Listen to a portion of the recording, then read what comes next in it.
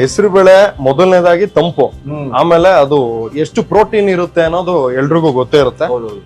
ಈಗ ಇದನ್ನ ಸಾರಿಗೆ ಹಾಕೋಣ. ತೆಳುವೂ ಅಲ್ಲ, ತುಂಬಾ ದಪ್ಪನೂ ಅಲ್ಲ, ಪರಿಪೂರ್ಣವಾಗಿ ನಿಂಬೆ ಹಣ್ಣಿನ ಸಾರು ನೋಡಿ ಸರ್. ತಗೊಳ್ತೀವಿ ರಪ್ ಅಂತ.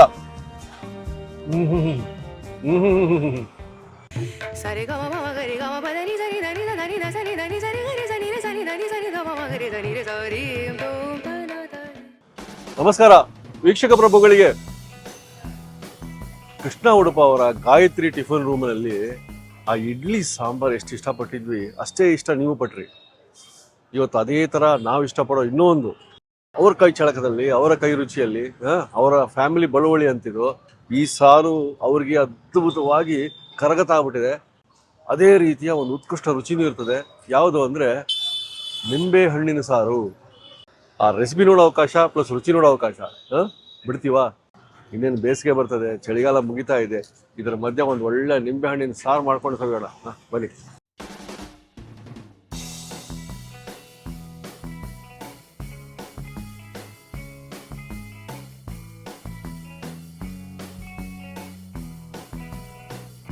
ಸರ್ ನಮಸ್ಕಾರ. ನಮಸ್ಕಾರ, welcome to Gayatri tiffin room. ತಮ್ಮೆಲ್ರಿಗೂ ಗಾಯತ್ರಿ ಟಿಫನ್ ರೂಮ್ಗೆ ಆಧಾರದ ಸ್ವಾಗತ. ಸರ್, ನೀವು ಯಾವತ್ತು ಸಾಂಬಾರ್ ಮಾಡಿದ್ರು ಆ ರುಚಿಗೆ ನಾವು ಮಾರೋಗ್ಬಿಟ್ಟಿದ್ವಿ. ವೀಕ್ಷಕರಿಗೆ ಹೇಳಿದೆ ಇನ್ನೊಂದಿದೆ ಅವ್ರ ಬಡವಳಿಯಲ್ಲಿ. ಹೆಸರು ಬೇಳೆ ಬಳಸ್ಕೊಂಡು ನಿಂಬೆಹಣ್ಣಿನ ಸಾರು, ಅಂದ್ರೆ ನಿಂಬೆಹಣ್ಣಿನ ಪರಿಮಳ ಜೊತೆಗೆ ನಿಂಬೆಹಣ್ಣಿನ ಹುಳಿ ಇರುತ್ತೆ. ಕ್ವಿಕ್ ರೆಸಿಪಿ ಜೊತೆಗೆ ಟೇಸ್ಟಿ ರೆಸಿಪಿ ಕೂಡ, ಆಮೇಲೆ ಹೆಲ್ದಿ ಕೂಡ. ಹೆಸರು ಬೇಳೆ ಅಂತ ನೀವು ಒತ್ತಿ ಹೇಳಿದ್ರಿ, ಕಾರಣ? ಹೆಸರು ಬೇಳೆ ಮೊದಲನೇದಾಗಿ ತಂಪು, ಆಮೇಲೆ ಅದು ಎಷ್ಟು ಪ್ರೋಟೀನ್ ಇರುತ್ತೆ ಅನ್ನೋದು ಎಲ್ರಿಗೂ ಗೊತ್ತೇ ಇರುತ್ತೆ. ಸೊ ಅದು ಹೆಲ್ದಿ ಕೂಡ. ನಮಗೆ ರುಚಿಲೂ ಇರಬೇಕು. ಸೊ ನಿಮಗೆ ಇನ್ಸ್ಟೆಂಟ್ ಆಗಿರ್ಬೇಕು, ದಿಢೀರ್ ಅಂತ. ನೋಡ್ಬಿಡೋಣ ಸರ್? ಖಂಡಿತ. ಸೊ ಇವತ್ತು ಮಾಡ್ತಾ ಇರೋ ಹೆಸರು ಬೇಳೆ ನಿಂಬೆಹಣ್ಣಿನ ಸಾರು ಅತ್ಯಂತ ಸುಲಭ, ಮತ್ತೆ ಜಾಸ್ತಿ ಸ್ಟೆಪ್ಸು ಇಲ್ಲ. ಹೆಸರು ಬೇಳೆನ ಬೇಯಿಸ್ಕೊಂಡು ಟೊಮೆಟೊ ಜೊತೆಗೆ ಅದನ್ನ ಡೈರೆಕ್ಟ್ ಆಗಿ ಬಾಣ್ಲಿ ಅಥವಾ ಪಾತ್ರೆಗೆ ಹಾಕೊಂಡು, ಆಮೇಲೆ ಅದಕ್ಕೆ ಕೆಲವು ಇಂಗ್ರೀಡಿಯೆಂಟ್ಸ್ ನ ಸೇರಿಸಿ ಜೊತೆಗೆ ಒಂದು ಒಳ್ಳೆ ಒಗ್ಗರಣೆಯನ್ನ ಹಾಕಿದ್ರೆ ಸಾರು ರೆಡಿ ಆಗುತ್ತೆ. ಇದರಲ್ಲಿ ನಾನು 1/4 kg ಆಗುವಷ್ಟು ಹೆಸರು ಬೇಳೆ, ಒಂದು 3 ರಿಂದ 4 ಟೊಮೆಟೊ, ಆಮೇಲೆ ಒಂದು ಅರ್ಧ ಸ್ಪೂನ್ ಅರಿಶಿಣ, ಇದಿಷ್ಟನ್ನ ಬೇಯಿಸಿ ಈ ತರ ಕರಗಿಸಿ ಇಟ್ಕೊಂಡಿದ್ದೀನಿ. ಹೆಸರು ಬೇಳೆ ಸಾರು ಜೊತೆಗೆ ಬೇಯಿಸ್ಕೊಬೇಕಾಗಿರೋ ಸಾಮಗ್ರಿಗಳು: ಚಿಕ್ಕದಾಗಿ ಹೆಚ್ಚಿಟ್ಕೊಂಡಿರೋ ಶುಂಠಿ, ರುಚಿಗೆ ತಕ್ಕಷ್ಟು ಉಪ್ಪು, ಬೆಲ್ಲ, ಒಗ್ಗರಣೆಗೆ ಜೀರಿಗೆ, ಇಂಗು, ಕರ್ಬೇವಿನ ಸೊಪ್ಪು, ಹಸಿಮೆಣಸು. ಲಾಸ್ಟಲ್ಲಿ ಸ್ವಲ್ಪ ಆರಿದ ಮೇಲೆ ನಿಂಬೆಹಣ್ಣಿನ ರಸವನ್ನ ಹಿಂಡಬೇಕು. ಇದಿಷ್ಟೇ. ಶುರು ಮಾಡೋಣ. ಬೇಯಿಸ್ಕೊಂಡಿರೋ ಹೆಸರು ಬೇಳೆ ಮತ್ತೆ ಟೊಮೆಟೊ ಎರಡನ್ನು ಡೈರೆಕ್ಟ್ ಆಗಿ ಬಾಣ್ಲಿಗೆ ಹಾಕೊಳ್ಳೋದು.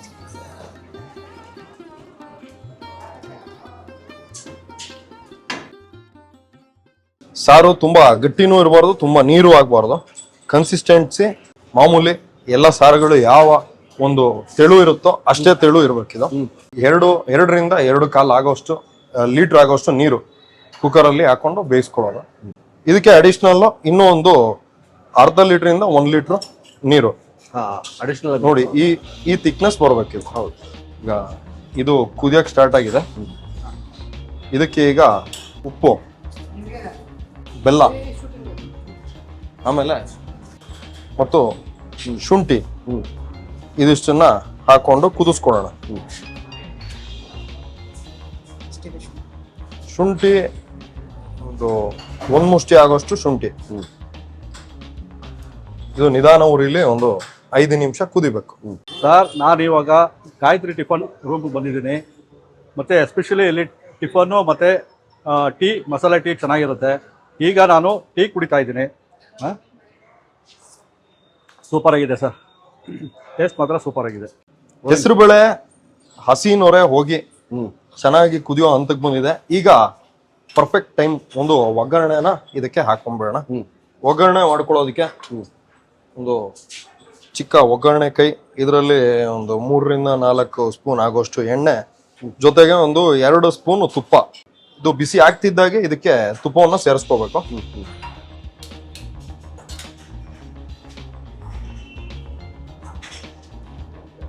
ಇದಕ್ಕೀಗ ತುಪ್ಪ. ಈಗ ಇದಕ್ಕೆ ಹಿಂಗು ಸ್ವಲ್ಪ ಹಿಂಗು ಕರಗ್ತಿದ್ದಾಗೆ ಇದಕ್ಕೆ ಜೀರಿಗೆ, 1 ಸ್ಪೂನ್ ಜೀರಿಗೆ, ಕರ್ಬೇವಿನ ಸೊಪ್ಪು ಮತ್ತು ಹಸಿಮೆಣಸು. ಈಗ ಇದನ್ನ ಸಾರಿಗೆ ಹಾಕೋಣ.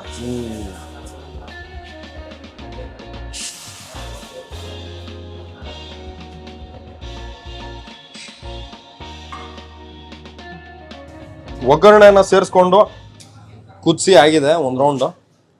ಈಗ ಒಲೆನ ಆಫ್ ಮಾಡ್ಕೊಂಡ್ಬಿಡೋಣ. ಹೆಸರುಬೇಳೆ ಸಾರು ಒಂದು ಕನ್ಸಿಸ್ಟೆನ್ಸಿಗೆ ಬಂದಿದೆ ನೋಡಿ. ತುಂಬಾ ತೆಳುವೂ ಅಲ್ಲ, ತುಂಬಾ ದಪ್ಪನೂ ಅಲ್ಲ. ಇದು ಆರಿದ ಮೇಲೆ ಇದಕ್ಕೆ ನಿಂಬೆಹಣ್ಣು ರಸವನ್ನ ಸೇರಿಸ್ಕೊಬೇಕು. ನಿಂಬೆಹಣ್ಣು ರಸ ಕೂಡ, ನಿಂಬೆಹಣ್ಣು ಫ್ಲೇವರ್ ಬೇಕಾಗಿರೋರು ಬರೀ ಅರ್ಧ ನಿಂಬೆ ಹಣ್ಣಿನ ರಸವನ್ನು ಅದಕ್ಕೆ ಹಿಂಡ್ಕೊಳ್ಳಿ, ತುಂಬಾ ಅದ್ಭುತವಾಗಿ ಬರುತ್ತೆ. ಈಗ ನಿಂಬೆ ಹಣ್ಣಿನ ಸಾರು ಒಲೆ ಆಫ್ ಮಾಡ್ಕೊಂಡು 10 ನಿಮಿಷ ಆಗಿದೆ. ಇದಕ್ಕೆ ಈಗ ನಿಂಬೆ ಹಣ್ಣಿನ ರಸವನ್ನ ಹಿಂಡಿ ಬಿಟ್ರೆ ಈಗ ಅದು ನಿಂಬೆ ಹಣ್ಣಿನ ಸಾರು ಆಗುತ್ತೆ. ಇಷ್ಟು ಹೊತ್ತು ಅದು ಹೆಸರು ಬೇಳೆ ಸಾರಾಗಿತ್ತು. ಹೌದು, ಈಗ ಪರಿಪೂರ್ಣವಾಗಿ ನಿಂಬೆ ಹಣ್ಣಿನ ಸಾರು. ನಾವು ಆಕ್ಚುಲಿ 1 ನಿಂಬೆ ಹಣ್ಣನ್ನ ಯೂಸ್ ಮಾಡಿದೀವಿ. ಹೌದು, 1 ನಿಂಬೆ ಹಣ್ಣು ಹಾಕಿದ್ರೆ ಹುಳಿನೂ ಇರುತ್ತೆ, ಫ್ಲೇವರ್ ಅತ್ಯದ್ಭುತವಾಗಿ ಬರುತ್ತೆ. ಈಗ ಒಂದ್ಸತಿ ಮಿಕ್ಸ್ ಮಾಡ್ಕೊಂಡು ಸರ್ವ್ ಮಾಡ್ಕೊಂಡ್ರೆ ನಿಂಬೆ ಹಣ್ಣಿನ ಸಾರು ಜೊತೆಗೆ ಅನ್ನ ಸವಿಯಲು ಸಿದ್ಧ.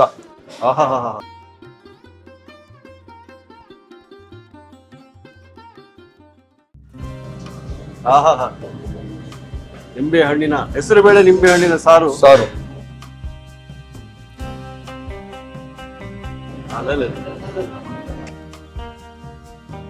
ಸೊ ಇವತ್ತಿನ ಸಂಚಿಕೆಯಲ್ಲಿ ಸಮ್ಮರ್ಗೆ ತುಂಬಾ ಯೂಸ್ಫುಲ್ ಆಗೋ ಫ್ಯಾಮಿಲಿಯ ಬಳುವಳಿಯಾಗಿ ಬಂದಿರುವ ಹೆಸರುಬೇಳೆ ನಿಂಬೆ ಹಣ್ಣಿನ ಸಾರನ್ನ ಮಾಡೋದು ತೋರಿಸ್ಕೊಟ್ಟಿದ್ದೀನಿ.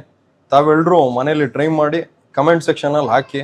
ಮತ್ತೆ ಇದಕ್ಕೆ ಏನೇನು ಇಂಗ್ರೀಡಿಯೆಂಟ್ಸ್ ಇನ್ನೂ ನಿಮ್ಮ ಮನೆಯಲ್ಲಿ ಸೇರಿಸ್ತೀರಾ, ಲೈಕ್ ಎಕ್ಸಾಂಪಲ್ ತೆಂಗಿನಕಾಯಿ ತುರಿ ಇರ್ಬೋದು, ಕಾಳುಮೆಣಸು ಅಥವಾ ಕಾಳುಮೆಣಸಿನ ಪುಡಿ ಇರ್ಬೋದು, ಅದನ್ನೆಲ್ಲ ತಾವು ಸೇರಿಸ್ತೀರಾ ಅಂತ ಅನ್ಕೊಂಡಿದ್ದೀನಿ. ಆದರೆ ನಾವು ಇದಕ್ಕೆ ಯಾವುದನ್ನ ಸೇರಿಸೋದಿಲ್ಲ. ಮತ್ತೆ ಇದು ಗಾಯತ್ರಿ ಟಿಫನ್ ರೂಮಲ್ಲಿ ಸಿಗೋದಿಲ್ಲ, ಮನೆಯಲ್ಲಿ ಮಾಡ್ಕೊಳ್ಳೋದಿಕ್ಕೆ ಮಾತ್ರ ಮಾಡಿರುವ ರೆಸಿಪಿ. ತಾವೆಲ್ಲರೂ ತಿಂದು ಹೇಗಿದೆ ಅಂತ ನಿಮ್ಮ ಕಮೆಂಟ್ಸ್ ಅಲ್ಲಿ ಹಾಕಿ. ಧನ್ಯವಾದ ಸರ್. ಹೆಸರುಬೇಳೆ ನಿಂಬೆ ಹಣ್ಣಿನ ಸಾರಂತೂ ಇದೆ ನೋಡಿ, ಬಾಳೆ ಎಲೆ ಊಟ ತರ ಇವತ್ತು. ಏನ್ ಪುಣ್ಯರಿ ಇವತ್ತು ಕೃಷ್ಣ ಉಡುಪವ್ರ ಕೈ ರುಚಿಯಲ್ಲಿ ನೋಡಿ ಸರ್.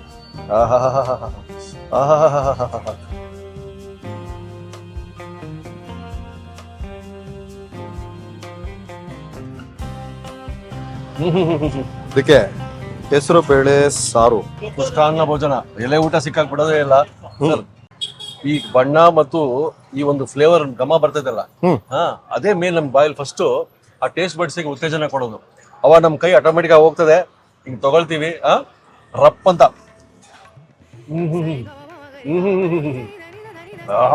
ಅತ್ಯದ್ಭುತ. ಅನ್ಕೊಂಡಿದ್ಕಿಂತನೂ ಸೂಪರ್. ತಟ್ಟೆ ತುಂಬಾ ಅನ್ನ ಇರ್ಬೇಕು, ತುಪ್ಪ ಇರ್ಬೇಕು, ಈ ಸಾರು ಹಂಗೆ ಕಾಣ್ತಿರ್ಬೇಕು. ಏನ್ ಸರ್?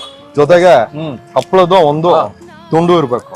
ಹಪ್ಪಳವನ್ನ ಪುಡಿ ಮಾಡಿ ಹಾಕೊಂಡ್ಬೇಕು. ಹೌದಾ? ಕೃಷ್ಣ ಉಡುಪ ಅವ್ರ ಊಟದ ಶೈಲಿ. ಹೊಟ್ಟೆ ಫಸ್ಟ್ ಹೇಳುತ್ತೆ ನಮಗೆ ರಿಸಲ್ಟ್. ಆ ಫೀಲಲ್ಲೇ ಗೊತ್ತಾಗ್ಬಿಡುತ್ತೆ ಇದು ಅದ್ಭುತವಾಗಿದೆ, ಆರೋಗ್ಯಕರವಾಗಿದೆ ಊಟ, ಇಲ್ಲ ನೆಕ್ಸ್ಟ್ ಅದೇನೋ ಆಗುತ್ತೆ ಅಂತ. ಸೊ ಇದು ಇಲ್ಲ, ಸೂಪರ್ ಆಗಿದೆ. ಆ ಫೀಲಿಂಗ್ ಅದ್ಭುತವಾಗಿದೆ. ನಾಲ್ಗೆನ ಬಿಡಿ, ರುಚಿ ಅಂತೂ ಹೇಳ್ತಿರೋದು. ಸರ್ ಏನ್ ಸಾರು ಸರ್ ಇದು. ನಿಮ್ಮ ಫ್ಯಾಮಿಲಿ ಬಳುವಳಿಗೆ ಒಂದು ಥ್ಯಾಂಕ್ಸು. ವೆಲ್ಕಮ್. ಮುಂದಿನ ಸಂಚಿಕೆ ಇನ್ನೊಂದು ರೆಸಿಪಿ ಬರೋಣ. 95% ಸಬ್ಸ್ಕ್ರೈಬ್ ಮಾಡೋದಿಲ್ಲ. ವಿಡಿಯೋ ನೋಡಿದ್ರೆ ನೀವು ಲೈಕ್ ಆಗಿದ್ರೆ ಸಬ್ಸ್ಕ್ರೈಬ್ ಮಾಡಲೇಬೇಕು. ಯಾಕಂದ್ರೆ ಅವಾಗಲೇ ನಮ್ಗೆ ಗೊತ್ತಾಗೋದು ನೀವು ವಿಡಿಯೋ ಲೈಕ್ ಆಯ್ತು ಅಂತ. ಏನು ಸರ್ ರೆಸಿಪಿ ಲೈಕ್ ಆಯ್ತು ಅಂತ ಕಾಮೆಂಟ್ಸ್ ಹಾಕಿ, ಶೇರ್ ಮಾಡಿ, ಜಾಸ್ತಿ ಜನ ಗೊತ್ತಾಗ್ಲಿ ಈ ರೆಸಿಪಿ ಅದ್ಭುತವಾಗಿದೆ. ಮತ್ತೆ ಸಿಗೋಣ. ನಮಸ್ಕಾರ.